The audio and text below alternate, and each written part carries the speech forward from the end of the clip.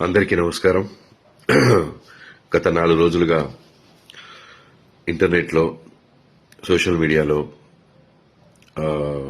విపరీతంగా వైరల్ అవుతున్నటువంటి విషయం బాబు చంద్రహాస్ వాడిన బూతు పదాలు, దాని మీద విశ్లేషణలు, వారి వారి అభిప్రాయాలు, వాళ్ళు తిరిగి బూతులు తిట్టడాలు, ఇవన్నీ జరుగుతున్నాయి. ముందుగా నేను వాటి గురించి మాట్లాడతాను. బూతులు మాట్లాడడం అనేది పబ్లిక్గా నేనైనా, నా కొడుకైనా, ఎవరైనా సరే తప్పే. డెఫినెట్గా దాన్ని ఎంకరేజ్ చేయను. అండ్ ఇది ఫంక్షన్లో ఆ రోజు నేను సగం పాట అయిన తర్వాత అక్కడికి ఎంటర్ అవ్వడం జరిగింది. ఎంటర్ అయిన తర్వాత పాట అయిపోయిన తర్వాత మా బాబుతో చెప్పడం జరిగింది, నాన్న ఇలాంటివి పబ్లిక్గా వాడకూడదంటే, సరే daddy next time I don't repeat అని చెప్పాడు. అది ప్రైవేట్గా చెప్పడం జరిగింది, నాట్ పబ్లిక్గా. సో బాగుంది, అక్కడితో అయిపోయింది అది. బట్ అది లైవ్ కాబట్టి లైవ్ కొన్ని ఛానల్స్లో వెళ్ళిపోయింది. బట్ అప్పుడు లైవ్ చూస్తున్న వాళ్ళు తక్కువ మందే ఉన్నారు, ఒక 1000 పీపుల్ ఉండుంటారు మొత్తం చూసిన వాళ్ళు. దాన్ని ముక్కగా కట్ చేసి మిగతా వాళ్ళు కెమెరాల ముందుకొచ్చి ఇది వినండి అని చెప్పి వినిపించారు. నా విన్నపం ఒకటే, మీరు తప్పు చేసిన వాడిని శిక్షించాలనుకోవడం తప్పు కాదు, కానీ ఆ ఇదిలో పడి మనం ఇంకో తప్పు చేస్తున్నాం, ఇంకా ఎక్కువ మందికి వినిపిస్తున్నాం వినకూడని మాటల్ని. అది చేయకుండా ఉంటే బాగుండి అనిపించింది. నేను ఓకే, మనం బాధ్యతగా ప్రవర్తించాలి అని అనుకున్నప్పుడు సమాజం పట్ల ఎక్కువ మందికి ఇది వినకూడదు, ఎక్కువ మంది ఇది వింటే పాడవుతారని ఫీల్ అవుతున్నప్పుడు దాన్ని తీసుకొచ్చి మళ్ళీ మనం వీడియో ముందు వినిపించడం అనేది అవసరం లేదు. దానికి లీగల్గా మనం ఏ యాక్షన్ తీసుకోవాలో తీసుకోవచ్చు, మనం ఎలా బుద్ధి చెప్పాలో చెప్పొచ్చు, ఇదంతా చేయొచ్చు. ఆ వీడియో చూపించి మాట్లాడడం ఒకటే కాదు, దాంట్లో 2-3 బూతులు ఉంటే మనం 20-30 బూతులు మాట్లాడుతున్నాం, 100 బూతులు మాట్లాడుతున్నాం. దయచేసి మేల్కోండి. సమాజాన్ని ఉద్ధరిద్దాం అనే ఒక ఉద్దేశంతో బయలుదేరి సమాజానికి ఇంకా నష్టం చేస్తున్నామేమో, అది ఆలోచించండి.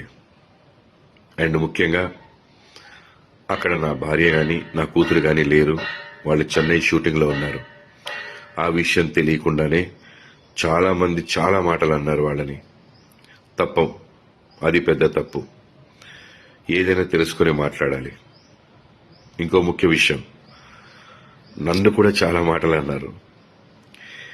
పెంచడం రాదా, పద్ధతి తెలియదా అని. నేను నేర్పించిన పద్ధతులు, నేను నేర్పించిన సంస్కారం, లేదా నేను ఎలా పెంచాను అనేది ఈ ఒక్క పదంతో మీరు డిసైడ్ చేయకూడదు. నా బిడ్డ టాలెంట్ చూడండి, నేను ఎలా పెంచాను.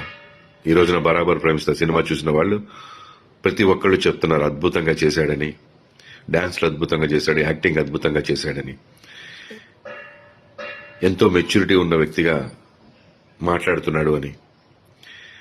సో తప్పుని నేను సమర్థించట్లేదు, కానీ తప్పుని ఎత్తి చూపే పనిలో పడి మనం ఎక్కువ తప్పులు చేస్తున్నామేమో, సమాజానికి ఇంకా ఎక్కువ హాని చేస్తున్నామేమో అని అనుకుంటున్నాను. నేను ఒకటే చెప్పదలుచుకున్నాను, మా అబ్బాయి ప్రవర్తన ద్వారా కానీ మాటల ద్వారా కానీ ఎవరైనా ఇబ్బంది పడి ఉంటే వాళ్ళందరూ క్షమించమని అడుగుతున్నాను.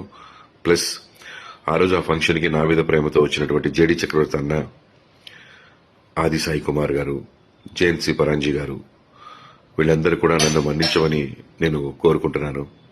సారీ అన్న, మీరు నా ఫంక్షన్కి వచ్చినందుకు కొంత అవమానం జరిగింది, మీరు కూడా మాట పడాల్సి వచ్చింది. I'm sincerely sorry for that మీ అందరికీ. అండ్ డైరెక్టర్ గారు, ప్రొడ్యూసర్ గారు, వాళ్ళందరూ కూడా ఎవరు ఇందులో ఇన్వాల్వ్ అవ్వలేదు. సో ప్లీజ్ మాట్లాడేవాళ్ళు అన్ని విషయాలు తెలుసుకొని మాట్లాడండి.